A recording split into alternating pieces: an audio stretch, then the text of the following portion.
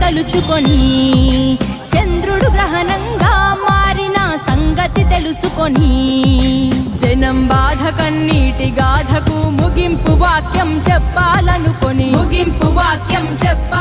రాజన్నకు రెండో రూపంగా నిలబెట్టాలని దేవుడు పుట్టించాడా ప్రజల మనిషిగా. రణజన్మే నీది, కారణ జన్మే నీది, రణజన్మే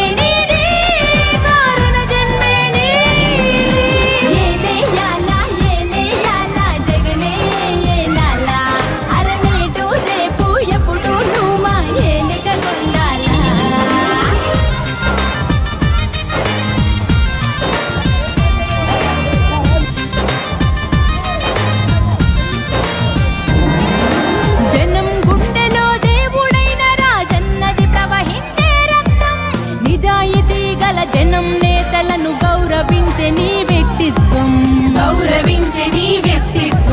రాజకీయ వైషమ్యం చూడని పవిత్రతే నీ సిద్ధాంతం. అల్ప బుద్ధులకు అర్థం కాని నాయకుడల్లే దేవుడు పుట్టించాడా ప్రజల మనిషిగా. రణజన్మే నీది, కారణ జన్మే నీది, రణజన్మే